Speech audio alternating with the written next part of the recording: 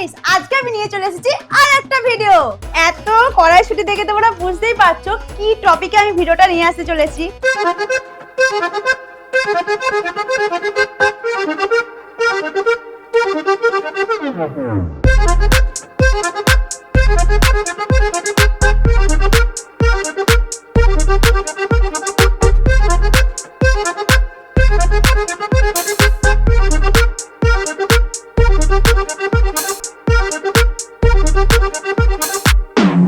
আর এই যে আমার ছেলেকে দেখো, খালি মানে ওর কাজের আর শেষ নেই।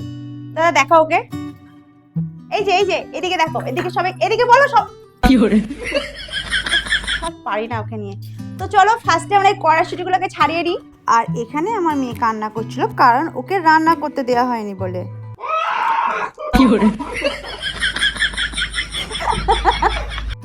আমার মেয়ে এখানে কাঁদছিল বলে ওর দিদিন ওকে খাইয়ে দিচ্ছে।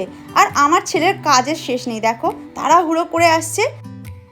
ওর যে কি পছন্দ হয়েছে কড়াইশুঁটির খোলাগুলো, ওই কড়াইশুঁটির খোলাগুলো নিয়ে খেলবে। দেখো নিয়ে ছুটবে এবার। তো এখানে আমার মাও হেল্প করতে চলে এসেছে। দেখো এই যে কড়াইশুঁটি, অনেকগুলো কড়াইশুঁটি ছিল, আমি একা ছাড়াতে পারছিলাম না বলে আমার মাও আমাকে হেল্প করছে। মা, সব কড়াইশুঁটিগুলো ছাড়ানো হয়ে গেছে, দেখো কতগুলো কড়াইশুঁটি হয়েছে। তো এখানে দেখো আমি কড়াইশুঁটির যে পেস্টটা করেছি কতটা সুন্দর হয়েছে, তুমি দেখো, মিহি দেখো কতটা মিহি হয়েছে। এটা কিসের জন্য ভাজছো? এটা পুরিতে দেয়া হবে। ও, জিরেগুলো ভেজে নিচ্ছে আলাদাভাবে। মায়ের তো জিরে ভাজা হয়েই গেছে। এখানে আলুটা সিদ্ধ করে নিয়েছি। তো আমি এখানে যখন কড়াইশুঁটিগুলো পেস্ট করছিলাম, তো আমার মা এদিকে আলু দেখো বসিয়ে দিয়েছে ভাজা। দেখো আলুগুলোকে হালকা ভেজে নিচ্ছে আলুর দমের জন্য। আর এখানে আলুর দমে ফোড়ন হিসাবে এলাচ, দারচিনি আর শুকনো লঙ্কা দিয়ে দিয়েছে। তার উপর টমেটো তুলে দেওয়া হয়েছে। এরপর দিয়ে দেব আদা। দেখো আদা বাটা দেওয়া হয়ে গেছে। এবার ভালোভাবে এটাকে কষিয়ে নিতে হবে। কষানো প্রায় হয়ে গেছে। এবার আলুগুলো তুলে দেব। আলুগুলো দিয়ে এবার আলুগুলো ভালোভাবে একটু কষিয়ে নেব। তারপর একটু জল দিয়ে নামিয়ে নেব। তো আমার এখানে আমার মায়ের আলুর দমটা হয়ে গেছে। এই যে ধনেপাতা দিয়ে দিচ্ছে, তার উপর জিরে গুঁড়ো ছড়িয়ে দিচ্ছে। তো দেখো এখানে আমার ময়দা মাখা হয়ে গেছে আর আমার মায়ের আলুর দম বানানো হয়ে গেছে। এবারে যেটা করব সেটা হচ্ছে কড়াইশুঁটির কচুরির পুরটা বানাবো। চলো, তো তেল গরম হয়ে গেছে। এবার প্রথমে দেব হিং। হিংটা দিয়ে একটু নেড়ে চেড়ে তারপর তুলে দেব আদা।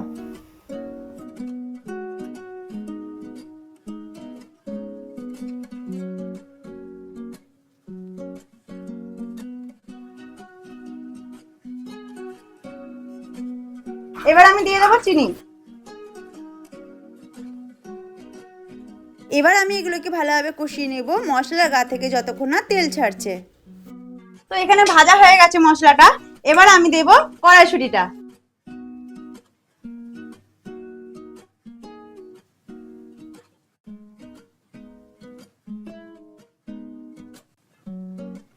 এবার এই মশলাটাকে ভালোভাবে ভেজে নেব।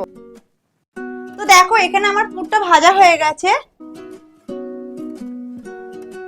পুরটা ঠিক হবে এই রকম।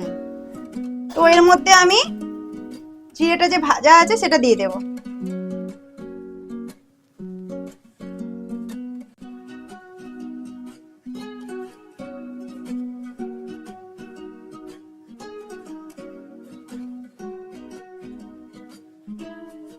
তো এবার পুরটা আমি তুলে নেব।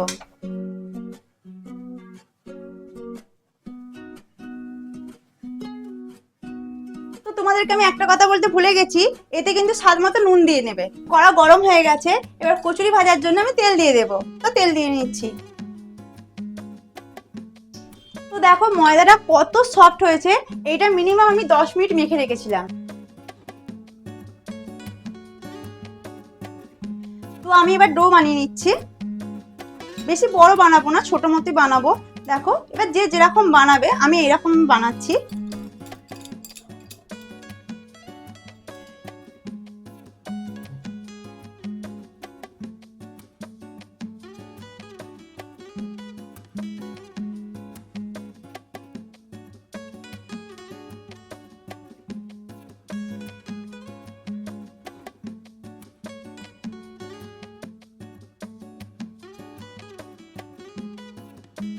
আমি একটু সাদা তেল নিয়ে নিচ্ছি, নিয়ে এটাকে বেলবো। হালকা করে হাতে পেস্ট করে নেবে, মানে চেপে চেপে চেপে চেপে হালকা করে নেবে, নিয়ে হালকা করে বেলবো, একদম হালকা।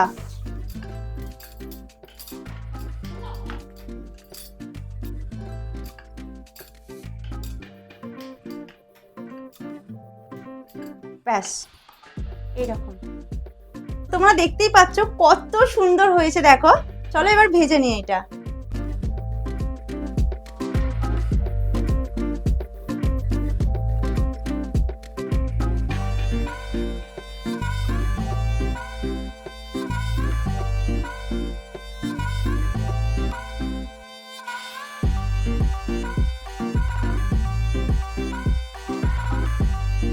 দেখো জাস্ট কচুরিটা কত সুন্দর হয়েছে, না ফেটে গেছে না কোথাও পুর বেরিয়ে গেছে। আমি 2-3টে ভেজে নেবো, কারণ গরম গরম পরিবেশন করার জন্য।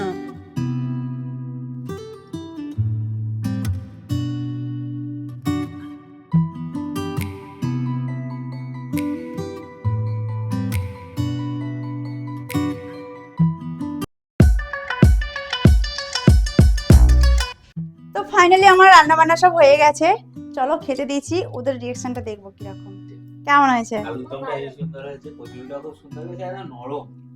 আলুদমটা মা বানিয়েছে আর কচুরিটা আমি বানিয়েছি। Thank you. বলো মা, কচুরিটা কেমন হয়েছে? আলুর দমটা কেমন হয়েছে বল।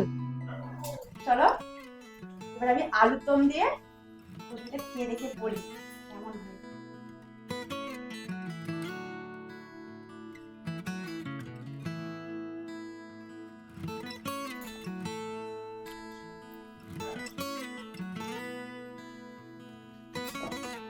খুব সুন্দর হয়েছে, খুব সুন্দর হয়েছে।